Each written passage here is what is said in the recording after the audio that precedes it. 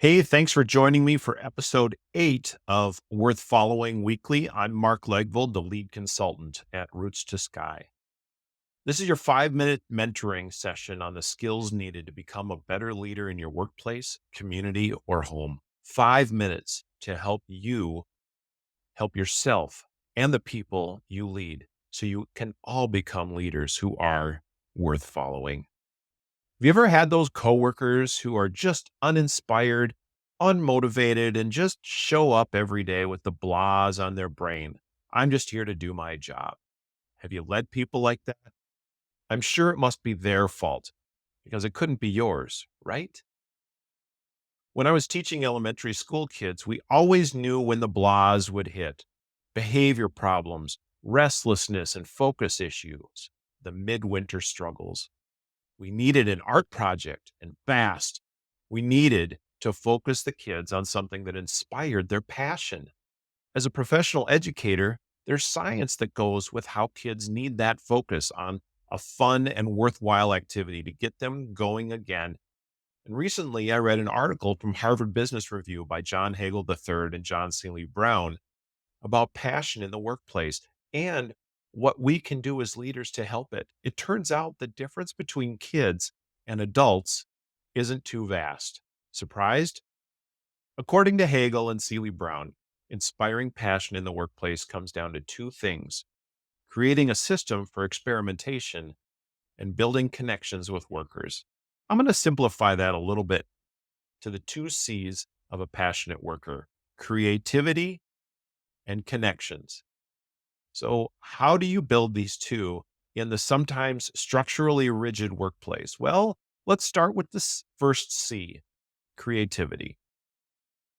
You ever work with that one person who comes in every day with a weird smile and will inevitably say or do something just a little off or a little odd? It could be singing happy birthday to your cube mate when it's not their birthday, or getting a competition together to determine the company's best new slogan, even though the company really didn't need one in the first place. We had a big compliance inspection coming up at my military job. Every industry has these things, right? They're not fun. Everyone puts in a huge effort just to get ready, dotting the T's and crossing the I's. Our leader told a story meant to inspire folks to notice and take care of the everyday things we're just used to missing. It was about a dead iguana.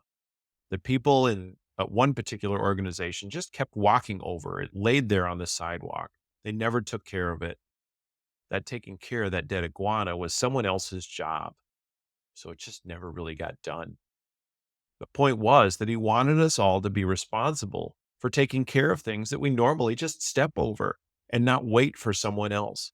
Well, the following day, I brought in a special motivator. It turns out, as a science teacher, I actually had a dead iguana that an amateur taxidermist had posed and then stuffed.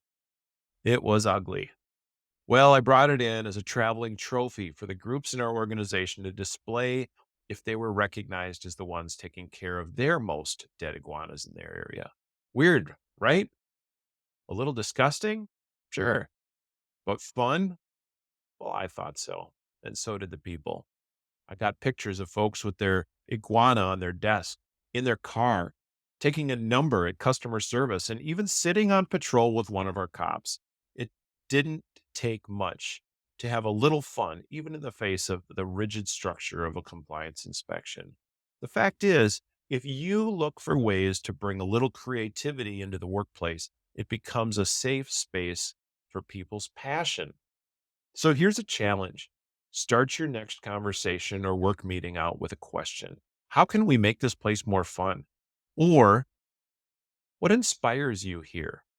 Hagel and Seeley Brown referred to them as powerful questions. I worked with an elementary school teacher who used a different term, one she got from Ralph Fletcher's book, A Writer's Notebook: something better, fierce wonderings. What are your people's fierce wonderings that they can use to inspire creativity? Encourage the people to fiercely wonder about what new and creative things can be done to make the workplace culture more fun and more productive. Run a February brainstorm and you'll be surprised with what you come up with.